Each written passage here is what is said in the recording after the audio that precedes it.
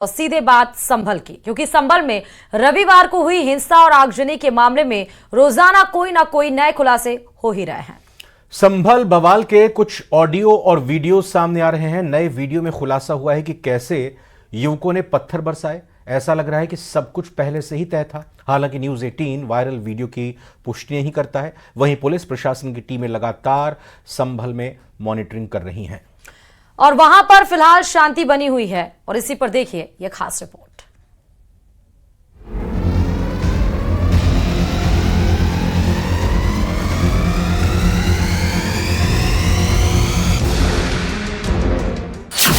संभल हिंसा में सनसनीखेज खुलासा हुआ है। हिंसा के दौरान का ऑडियो सामने आया है, जिसमें दो दंगाइयों के बीच बातचीत का ऑडियो बताया जा रहा है। ऑडियो में किसी सामान लाने की बात की जा रही है। ऐसे में सवाल है कि क्या सामान हथियार का कोडवर्ड था। फिलहाल न्यूज़ 18 वायरल वीडियो की पुष्टि नहीं करता है।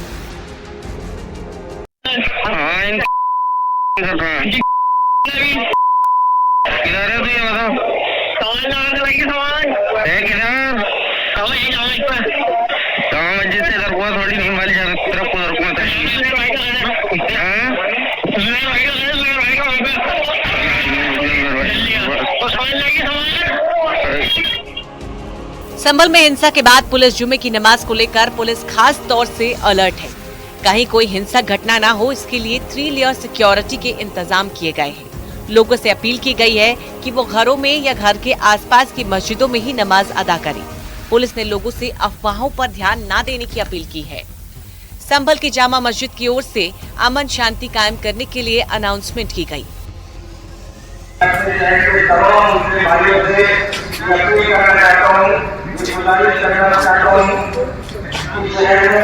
अमन और शांति पूरी तरीके से क्या बोल रहे हैं? अपनी अपनी दुकानें खोले, अपने अपने काम पर जाए, कोई किसी तरह की परेशानी नहीं है। कल संभल हिंसा के दौरान एसपी कृष्ण बिश्नोई भी घायल हो गए थे। कृष्ण बिश्नोई के पैर में गोली के छर्रे लगे थे। एसपी पर गोली चलाने वाले 2 लोगों की पहचान भी कर ली गई है। हिंदूपुरा खेड़ा में जब मैं और डीएम साहब और बाकी अन्य लोग जब हम लोग उधर गए हुए थे, तब छत से एक फायर आया। तो वो उस समय मेरे पीआरओ को गोली लगी। तो मुझे इस चीज का रियलाइजेशन नहीं था कि यहाँ पे पाँव में पैलेट है, वो घुसा है। हम लोग उस समय जोश में चलते रहे। पीआरओ साहब को वहां से हॉस्पिटल भेज दिया गया था, क्योंकि इनके गोली जो है वो बिल्कुल आर पार हो गई है उनके पाँव से। और उसका जो छर्रा है वो मुझे लगा था। लेकिन ये परसों देर रात्रि तक, जब तक के लिए इसमें इन्फेक्शन नहीं हो गया, तब तक के लिए उस चीज का था कि डेली मरहम पट्टी करते रहे, कि इस चीज का रियलाइजेशन नहीं था कि हम। संभल में हिंसा की साजिश का एक सीसीटीवी वीडियो सामने आया है। ये वीडियो 24 नवंबर सुबह 9:30 बजे का है। इस वीडियो में कई उपद्रवी दिख रहे हैं। इनकी आपस में कुछ बातचीत होती दिखाई दे रही है। कुछ उपद्रवी एक दूसरे को कुछ समझाते दिख रहे हैं और इसके थोड़ी ही देर बाद पथराव करना शुरू कर देते हैं। पथराव से पहले एक लड़का अपना चेहरा ढकता है और फिर कुछ ही पलों में मंजर बदल जाता है। सारे उपद्रवी एक साथ पथराव शुरू कर देते हैं। वीडियो देखकर ऐसा लग रहा है जैसे पथराव अचानक नहीं हुआ, बल्कि इसके लिए पहले से ही उपद्रवियों ने पूरी तैयारी की थी। खुद को पहले तैयार किया, उसके बाद इन्होंने एक साथ पत्थरबाजी शुरू कर दी। संभल हिंसा के दौरान एक बड़ी घटना भी बच गई। पुलिस की टीम ने टीम 13 सर्वे करने आई टीम को भी बचाया। इतना ही नहीं, भारी पथराव के बीच सभी सर्वे करने वाले अधिकारियों को सुरक्षित बाहर निकाला। इस दौरान टीम 13 के ऊपर पथराव हुआ। बलवाइयों और उपद्रवियों को भगाने का काम किया। इसमें जहां एक और एसपी के पैर में गोली लगी, तो पीआरओ के पैर में गोली आर पार हुई। एक कांस्टेबल उनका गनर था, उसके टेनिस एल्बो टूटा। एक सिपाही के सर फूटा। यानी इस वक्त तो टीम खड़ी, आप देख सकते हैं, ये वो जाबाज 13 लोग हैं जो उस दिन मौके पर डटे रहे। 500 से ज्यादा लोगों से मोर्चा लेने के लिए, चाहे वो सुमित कुमार हेड कांस्टेबल हो, चाहे विवेक हो, चाहे अनिरुद्ध हो, चाहे बात करें पीआरओ की, जो पीआरओ संजीव कुमार हो या पंकज कुमार हो या नवीन हो, ये सब वो जाबाज हैं जो डटे रहे अपने टीम के साथ, ताकि शहर में अमन चैन बना रहे। मैं आपको दिखाना चाहूंगा कि ये वो सब इंस्पेक्टर हैं, इनके पीआरओ हैं इंस्पेक्टर साहब, जिनके देखिए पैर में आर पार गोली लगी, जो पैर के आर पार चली गई है और इनका ट्रीटमेंट चल रहा है। इनके पैर में भी पस पड़ी है। दंगाइयों के सामने पुलिस के जाबाज 13 जवानों ने हिम्मत नहीं हारी। पुलिस की टीम 13 अपनी जान की बाजी लगाकर सभी को सुरक्षित बाहर लेकर आए।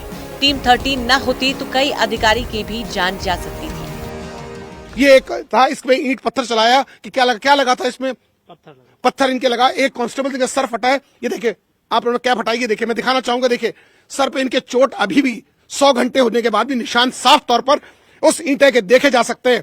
इन जामाजों ने शहर को दंगे में न झुके इसके लिए भ्रसक प्रयास किया। यही वो टीम 13 है। जर्नलिस्ट रवि गुप्ता के साथ अमित गंजू, न्यूज़ 18 संभल।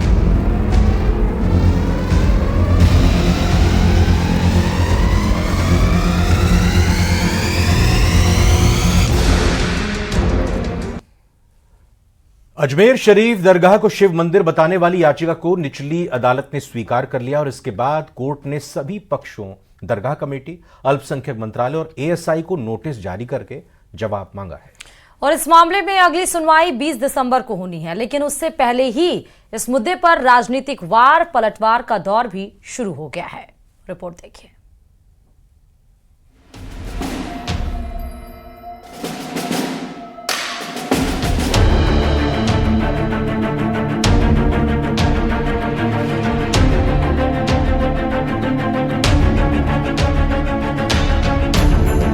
मंदिर या मस्जिद की कहानी अब अजमेर शरीफ दरगाह तक पहुंच गई है। निचली अदालत ने उस याचिका को स्वीकार कर लिया है जिस याचिका में अजमेर शरीफ दरगाह को शिव मंदिर बताया गया था। अदालत ने मामला स्वीकार करते हुए दरगाह कमेटी, अल्पसंख्यक मंत्रालय और एएसआई को नोटिस जारी करने का आदेश जारी किया है, जबकि अब इस मामले में अगली सुनवाई 20 दिसंबर को होनी है। कोर्ट ने सभी पक्ष हमारे सुने हैं, मजबूती से हमारी बात सुनी है और संकट मोचन महादेव मंदिर अजमेर दरगाह इस विषय पे 2 महीने पहले सूट फाइल हुआ था। किसी कारण वो सुनवाई पे नहीं आ पाए, कुछ ना कुछ कमियां रही। सारी कमियां पूरी हो गई। माननीय अदालत ने 2 दिन से लगातार हमारी सुनवाई हो रही, कुछ कमी थी वो सब दूर हो गई है। लेकिन अदालत के फैसले पर AIMIM के चीफ असदुद्दीन ओवैसी ने सवाल उठाए हैं। सोशल मीडिया हैंडल एक्स पर उन्होंने लिखा, सुल्तान हिंद ख्वाजा मोइनुद्दीन चिश्ती भारत के मुसलमानों के सबसे अहम औलिया इकराम में से एक हैं। उनके आस्थान पर सदियों से लोग जा रहे हैं और जाते रहेंगे इंशाअल्लाह। कई राजा महाराजा शहंशाह आए और चले गए, लेकिन ख्वाजा अजमेरी का आस्थान आज भी आबाद है। 1991 का इबादत गाहों का कानून साफ कहता है कि किसी की भी इबादत गाह की मजहबी पहचान को तब्दील नहीं किया जा सकता। न अदालत में इन मामलों की सुनवाई होगी। ये अदालतों का कानूनी फर्ज है कि वो 1991 के एक्ट को अमल में लाए। बहुत ही अफसोसनाक बात है कि हिंदुत्व तंजीमों का एजेंडा पूरा करने के लिए कानून और संविधान की धज्जियां उड़ाई जा रही हैं और नरेंद्र मोदी चुपचाप देख रहे हैं। हर मस्जिद के नीचे इनको मूर्ति ढूंढनी अगर पड़ गई तो आप बताओ देश में होगा क्या। अजमेर शरीफ के बारे में भी कुछ सोचने की जरूरत है। ख्वाजा मोइनुद्दीन चिश्ती के बारे में भी कुछ सोचने की जरूरत है। अब इससे बड़ा तमाशा नहीं हो सकता देश में जो चल रहा है। और इसमें मेरा है कि माननीय सुप्रीम कोर्ट को स्वतः संज्ञान लेके इसके अंदर सख्त एक्शन लेने की कार्रवाई करनी चाहिए। अदरवाइज हम लोग झुलस जाएंगे। देश के अंदर ये आग लगे कि हम झुलसेंगे। और जब आग लगती है ना, वो ये नहीं देखती कि ये किसका घर है, फिर वो सबके घर में लगती है। अब आपको समझाते हैं कि आखिर अजमेर शरीफ दरगाह को लेकर विवाद क्या है।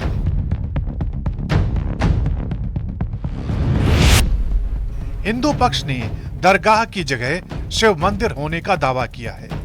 हिंदू सेना के अध्यक्ष विष्णु गुप्ता ने कोर्ट में याचिका दायर की है। कोर्ट ने अजमेर दरगाह का ASI सर्वे कराने की मांग की है। दरगाह में मौजूद ढांचों को भी पुराने मंदिर का हिस्सा बताया गया है। हिंदू पक्ष ने कोर्ट में दाखिल याचिका में 1911 में लिखी हरविलास शारदा की किताब का जिक्र किया है। हिंदू पक्ष ने अजमेर दरगाह के तहखाने में गर्भगृह होने की बात कही है। दावा है कि दरगाह परिसर में मौजूद 75 फीट लंबे बुलंद दरवाजे के निर्माण में मंदिर के मलबे के अंश हैं। याचिका के जरिए दरगाह शरीफ के सर्वे की मांग की गई है। यही वजह है कि अजमेर शरीफ दरगाह के दीवान जैनुल आबिदीन के बेटे नसीरुद्दीन चिश्ती ने याचिका पर अपना ऐतराज जताया है। साथ ही कहा है कि ये याचिका सस्ती लोकप्रियता हासिल करने की कवायद है। ये जो नई परिपाटी डाली जा रही है कि हर दरगाह और हर मस्जिद में मंदिर होने का दावा किया जा रहा है। अभी रिसेंटली हमने संभल में देखा, बहुत दुर्भाग्यपूर्ण घटना थी, 4-5 बच्चे वहाँ शहीद भी हुए।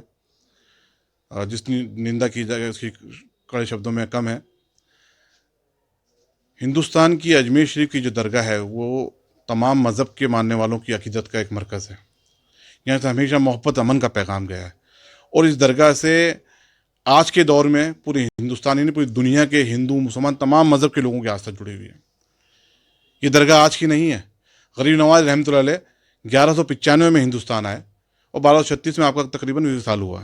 उसके बाद में दरगाह बनाई गई, पूरी समय समय पे इसका निर्माण होता रहा। हज़रत ख्वाजा मोइनुद्दीन चिश्ती रहमतुल्लाह अलैह की दरगाह में मंदिर है और कोर्ट ने उसे एक्सेप्ट कर लिया, तो हम तो खैर ये मान के चल रहे थे, क्योंकि अभी संभल में जो शाही मस्जिद में एक पिटीशन फाइल की गई 1:30 बजे और 3:30 बजे कमिश्नर अपॉइंट हो गया और शाम को ही कमिश्नर सर्वे करने चला गया डीएम और एसपी को लेकर और तमाम अमले को लेकर, रिपोर्ट भी बनी। उसके बाद 3 दिन बाद नारे लगाते हुए आए और फिर जो हुआ आपके सामने, कभी मथुरा, कभी काशी, कभी बाबरी मस्जिद के फैसला आने के बाद, जबकि हमने कड़वा दूध पिया था और मान लिया था देश हित में, ये सोच रहे थे कि अब कुछ नहीं होगा, लेकिन ये तो थमने का नाम नहीं लेगा।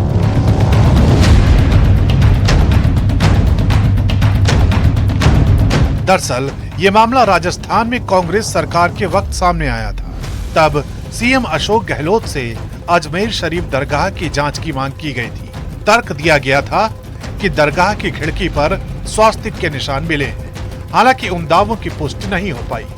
यही वजह थी कि तत्कालीन कांग्रेस सरकार की तरफ से कोई एक्शन नहीं लिया गया। लेकिन अब यह मामला कोर्ट पहुंच चुका है और सभी पक्षों से अपनी अपनी दलील पेश करने को कहा गया है।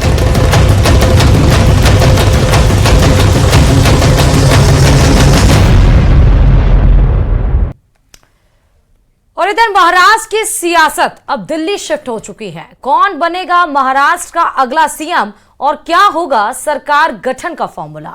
अब बीजेपी आलाकमान ये तय करेगा, लेकिन इस देरी पर अघाड़ी के नेता तंज कस रहे हैं।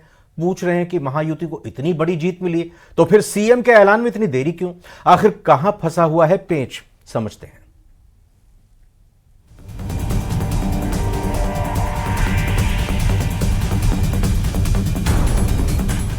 महाराष्ट्र में चुनावी नतीजे आए लगभग 6 दिन बीत गए हैं, लेकिन महाराष्ट्र का सीएम कौन होगा?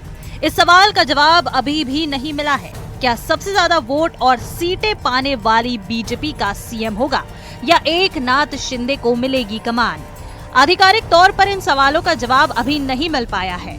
ऐसा माना जा रहा है कि दिल्ली में अमित शाह से देवेंद्र फडणवीस, एकनाथ शिंदे और अजीत पवार की मुलाकात के बाद तमाम अटकलों पर विराम लग जाएगा।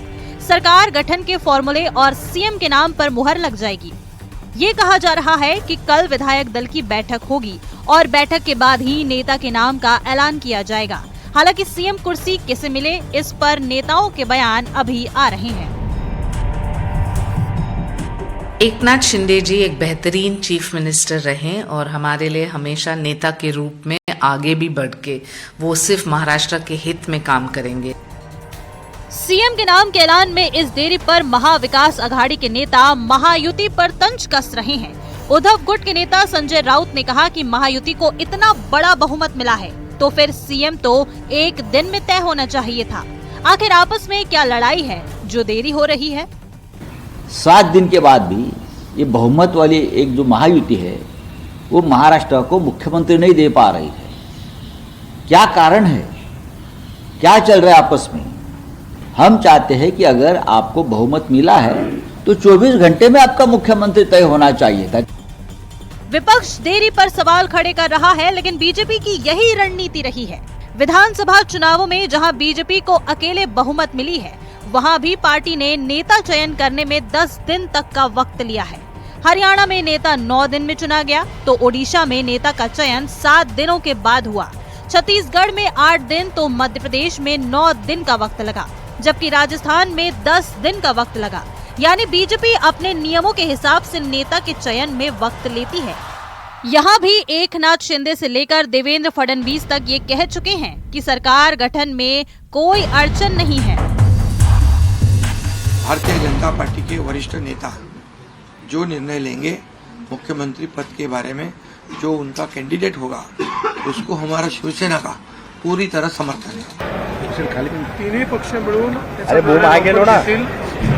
आमचे जे शेट्टी आहेत त्यांच्याशी चर्चा सगळ्यांची चाललेली आहे आणि लवकरच याचं उत्तर आपल्याला मिळेल। महाराष्ट्र में भी बीजेपी नेता के चयन में समय ले रही है, लेकिन जब शिंदे कह चुके हैं कि जो बीजेपी का फैसला होगा उन्हें मंजूर है, फिर सीएम के ऐलान में देरी क्यों हो रही है?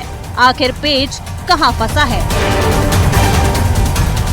Bureau report, news 18। और इधर केरल के वायनाड से चुनाव जीतकर प्रियंका गांधी आज पहली बार लोकसभा पहुंची हैं। प्रियंका ने हिंदी में शपथ भी ली। इस दौरान उन्होंने राहुल गांधी की तरह हाथ में संविधान की कॉपी पकड़ी हुई थी। इस दौरान प्रियंका गांधी केरल की प्रसिद्ध कसावू साड़ी पहने हुए दिखी। शपथ ग्रहण के दौरान संसद में राहुल और सोनिया के साथ प्रियंका के पति रॉबर्ट वाड्रा भी मौजूद थे। शपथ लेने के बाद प्रियंका ने कांग्रेस अध्यक्ष मल्लिकार्जुन खड़गे का आशीर्वाद भी लिया। और देखिए इसी पर यह report.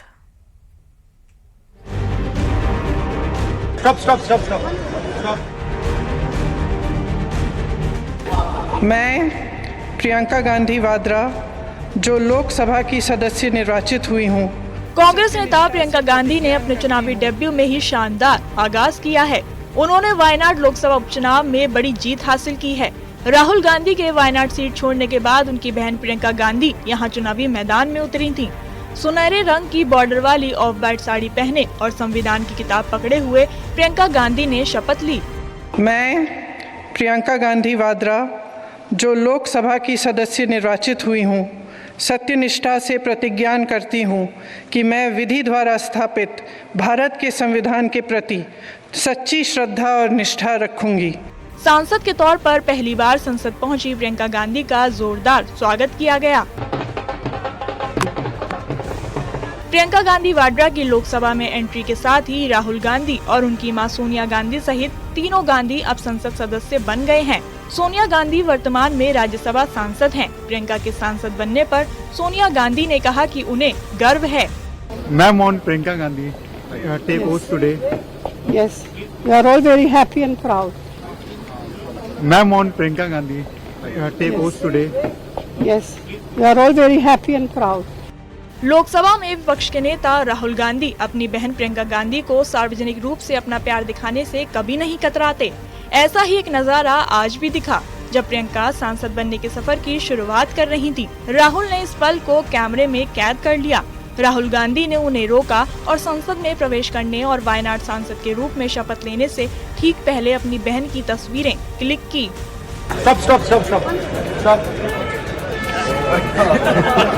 Let me also take one. Our action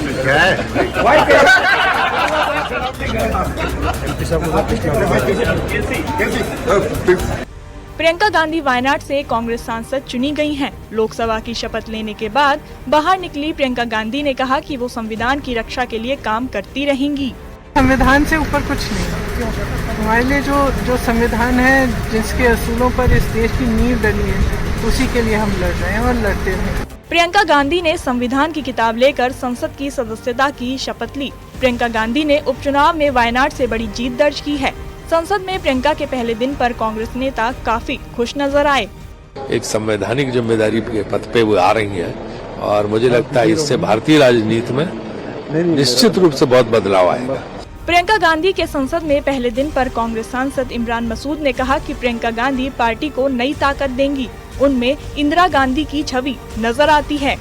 Priyanka ji के अंदर चूंकि पूरी छवि इंदिरा जी की नजर आती है, तो हम लोगों ने जिन्होंने इंदिरा जी को नहीं देखा, उनके रूप में इंदिरा जी का देखने का काम पार्लियामेंट में करेंगे। प्रियंका